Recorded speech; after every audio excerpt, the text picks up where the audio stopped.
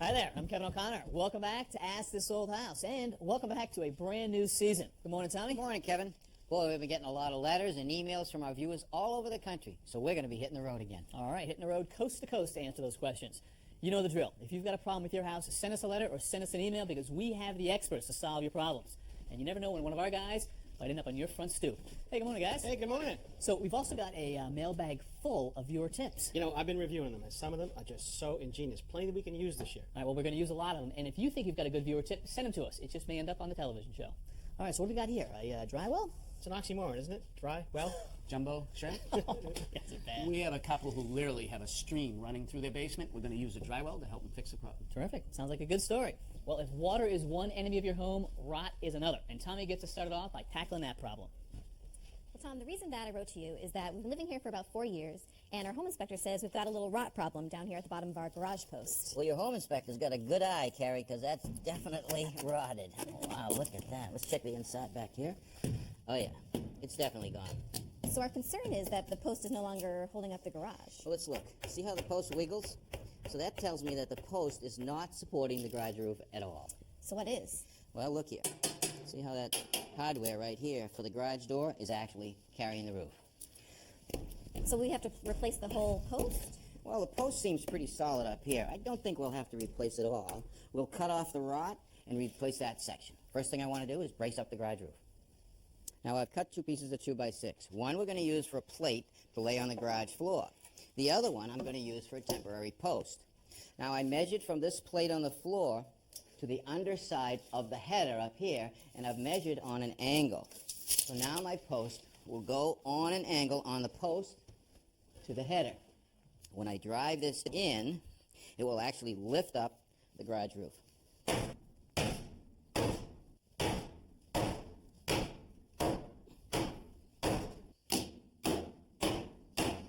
All right, the temporary post should be supporting. Let's see. Yeah, both rails are up, and we're ready to go to work. To get started, we want to remove all this trim work around the garage door post. Keep working right up. All right, let's just take this right out of the way. Be careful of the nails. Looks like we've had some carpenter ants in there. See the damage that they've done right there? So we're definitely going to cut all that out.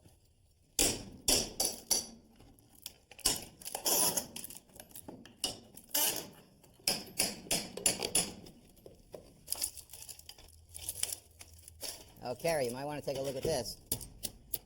Not only is the bottom of the post rotted, but the top is too.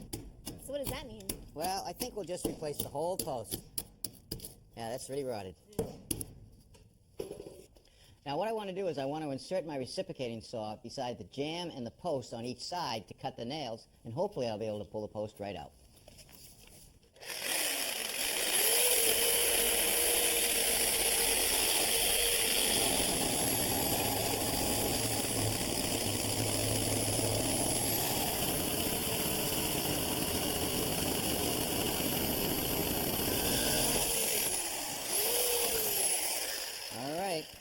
Give it a pull. You ready? Yep.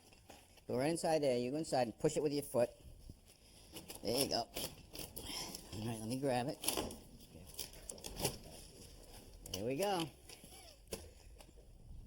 Now, part of the reason that center post rotted, it was actually in a hole in the ground, just taking in all that water and moisture. Now, if you clean this out, right down to the footing, while you're doing that, I'll mix up some concrete and we can fill the hole back up. Okay.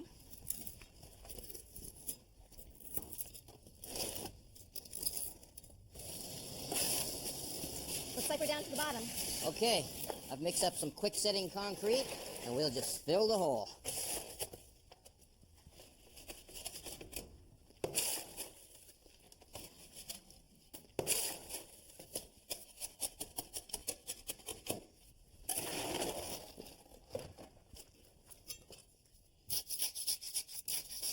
Using a trowel, I'm going to knock all the air bubbles out of it so it fills the void nice and solid.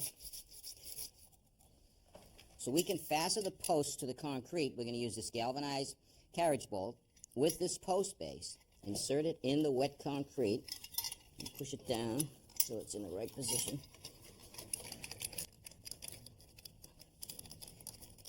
Going to work that in nice so we have a nice solid connection. Make it flat. Now I'm going to put this cap on top of the carriage nut, and that will keep the post off of the ground, keeping it dry. Now, as you can see, the bottom of the jambs on each side of the post are rotted. So what I'm going to do is I'm going to actually cut the lower section off and remove that rotted section.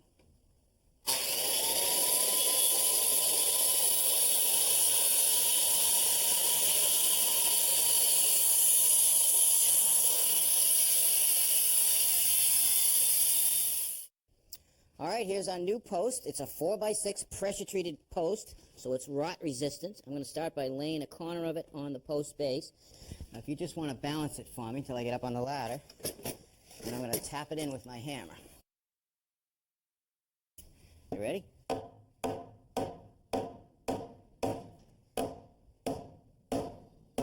right, now I got to come down. You want to tap the bottom in? Okay. Okay, good. Now I'm going to put a couple of screws in on a diagonal.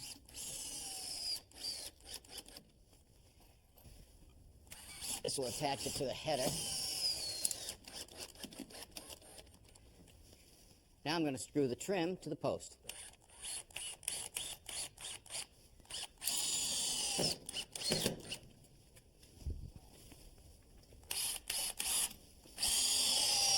Now I'm going to screw the jamb to the post.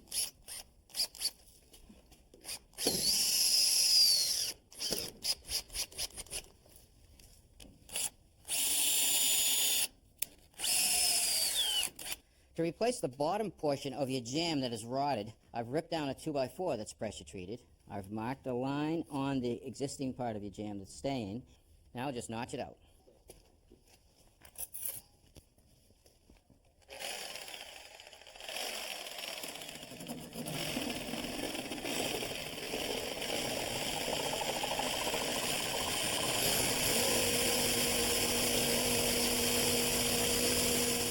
Now, using my chisel, I'm just going to remove this piece right here.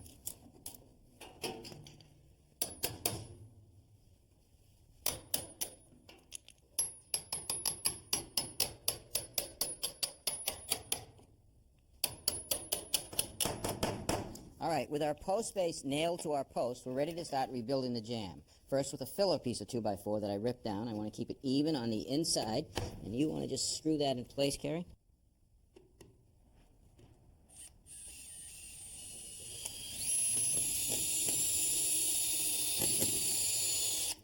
One. All right, now the outside piece. We'll screw right there.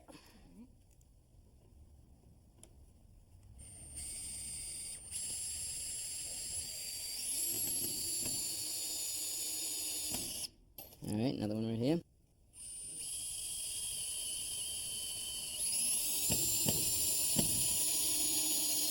Put it right in. There you go. With all our rotted structure replaced, we're ready to trim this post out. Now, it was trimmed in wood, but we don't want to use wood. We want to use this material right here. And what's that? This is actually a solid PVC trim board that looks like wood. Now, the first thing I want to do is I want to caulk this joint right up there.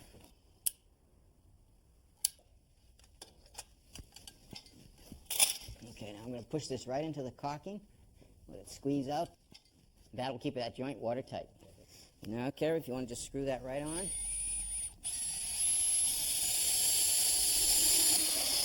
Okay, let's get the other side.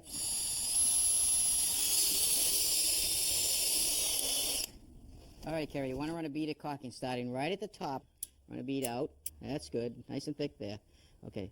Now right down along the post, all the way down, a nice thick bead.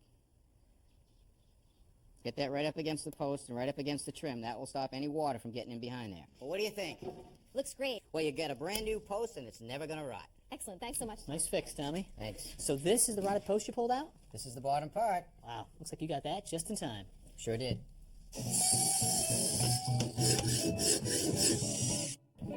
All right, boys, a series of round balls. Richard, if they were square, they'd be cubes. Duly noted. Thank you.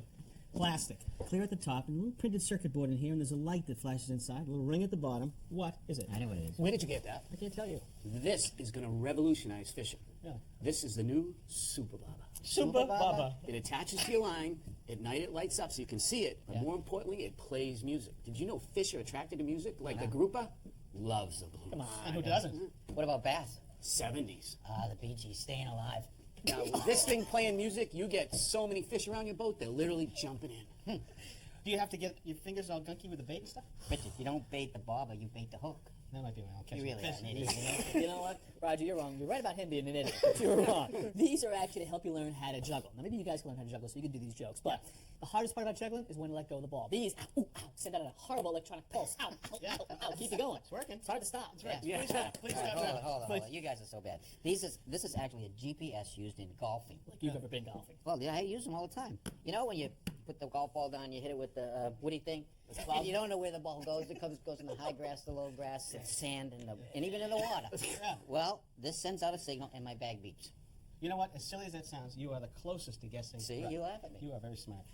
Now, say you wanted to locate your septic tank out in the front yard, or the main sewer line going outside. You would take one of these, one of Tommy's golf balls, and tie it onto a string. Here. And then you would go and flush it down the toilet. Oh, there we go. Very Good, Kevin. You're Okay? correct. I'll make So a new now, toilet. imagine this line is out underneath the ground about 4 or 5 feet down. And now you take this locator, and it's going to pick up a signal being sent from Tommy's golf ball. And so now as we get closer to it, Hey, that's pretty good. like this, That's good. tells you right where to dig. Roger? Right here.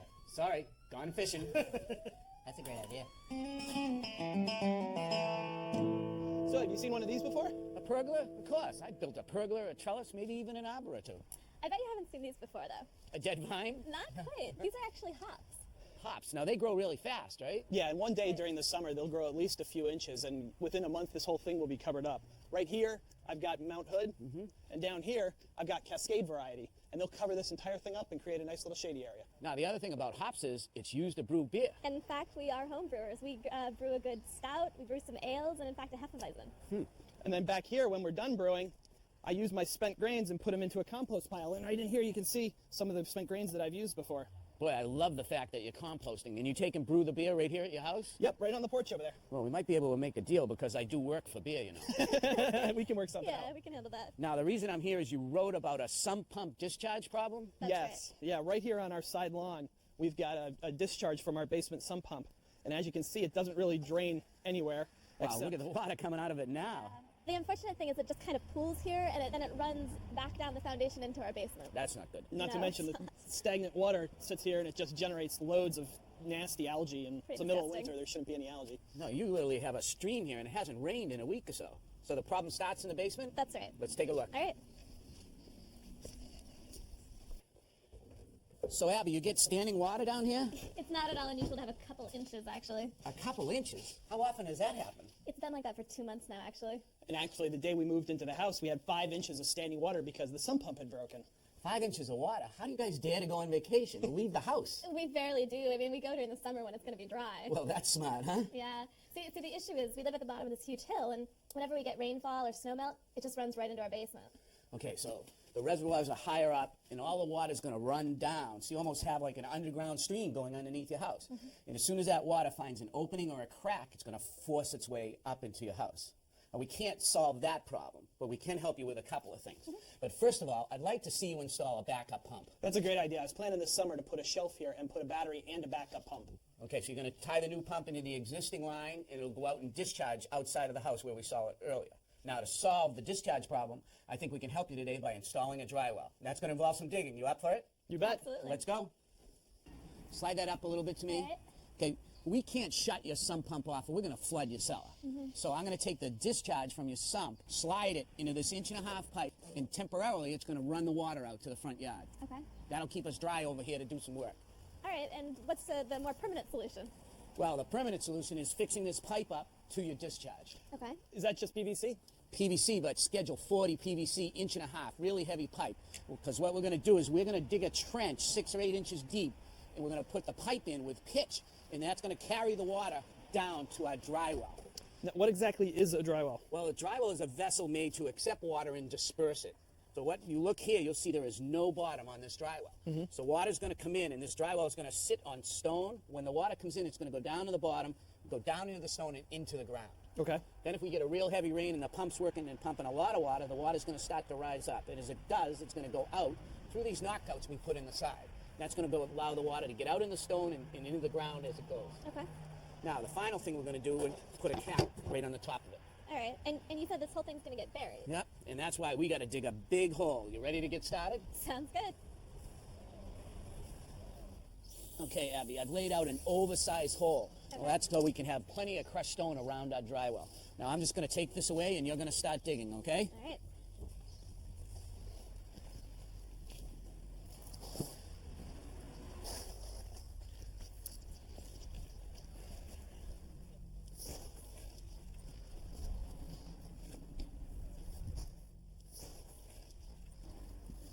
Got a lot of good topsoil here, and the reason we're using the top is it's going to make our cleanup much easier when we're done. Great. So how deep are we going here, Roger? The trench only needs to be about 8 inches deep. We got first sound. Yeah. It's great that we were able to save all this good topsoil because we're going to use that to grow the lawn back, and it'll do great in that. Okay. But if you look here, you see where the topsoil stops and the subsoil begins, and that's just all the stuff they brought into the lot to fill it in. Okay. We're going to put that in the wheelbarrow and take it away. Oh, great.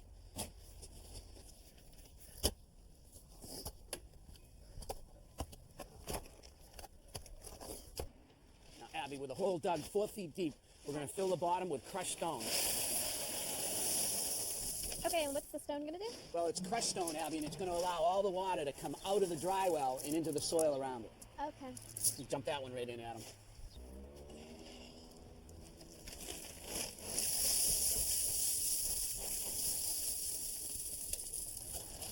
Abby, that looks good. What the stone does is act as a drain for the dry well. And we want to keep it from getting clogged by the soil. All right. So what we're going to do is line the pit with this landscape fabric. You got another? Bring it right over to me, Adam. Okay. All right, I just want to get this nice and tight all the way around the hole, Abby. Okay. All right, Adam, bring that one in. Sure thing, Roger. Gonna dump it right in the center of the hole. Okay?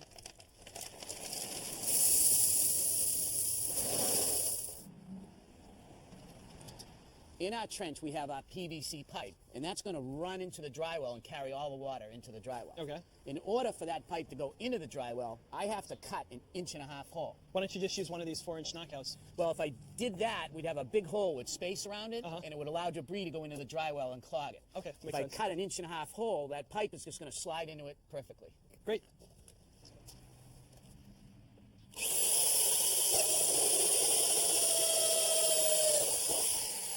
Now we can put the dry well in the hole. Let's take and fill around the tank with stone. Okay. Make sure the fabric doesn't slide down into the hole, and don't get any in the middle of the tank. All right.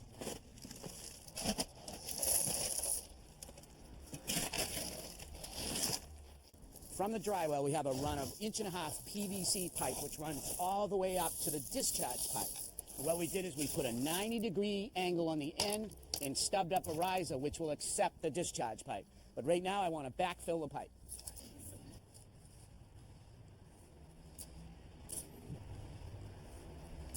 All right, Adam, just take and feed the discharge hose through the rubber connector and then tighten up the hose clamp. There you go. Just snug it up so it can't come out. Now, if so much water goes into the dry well that it can't leach out the sides or the bottom, we have to give it a way to come out of the top of the tank. Okay. And that's where this pop-up comes in. It has a little spring in the bottom, and when the water pressure pushes on it, it lifts up. But as soon as that water settles back down in the dry well, it closes so no debris can get in the tank. Okay. And it just sits right on the top. So now we're ready to backfill the tank with soil. Great.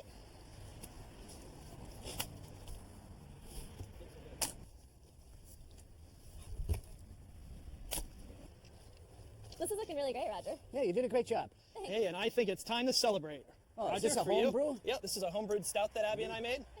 Well, cheers, everyone. Cheers to dry basements. To dry basements. Thank you so much, Roger. Oh, you're welcome, and thank you. Well, that's a nice treat. They seem like great homeowners. Hey, I like where you place that dry well. The further away from the foundation you can get it, the better. I agree. So they had a lot of water going through that basement. Do you think the dry well you put in was big enough? I was there yesterday. The area that was soaking wet is dry. In fact, it's planted, and the hops growing like crazy. All right, great news. Well, we'd love to hear from you, so keep your letters and your emails coming. And until next time, I'm Kevin O'Connor I'm Tom Silva. I'm Rich Frithu. And I'm Roger Cook. for Ask This Old House. So more hops means more beer? Yeah, I got share? more beer. Share? No. That's not so bad. If you have a question about your house or a home improvement tip you'd like to share, please let us know. Visit our website at pbs.org for expert advice, step-by-step videos, and much more.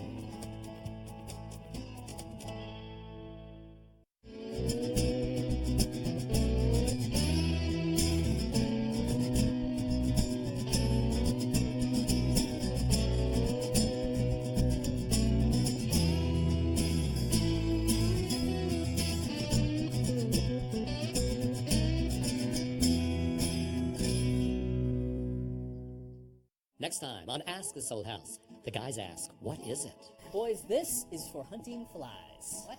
Yeah, there's no sport in actually killing a fly with something that's got a long handle on it. Yeah, Piece of cake. it's easy, yeah. So this one comes to us from the NFL. Officially licensed? Oh, absolutely. Now let's say you see a fly up on the wall, right? Okay, Watch. yeah. Fly! That's next time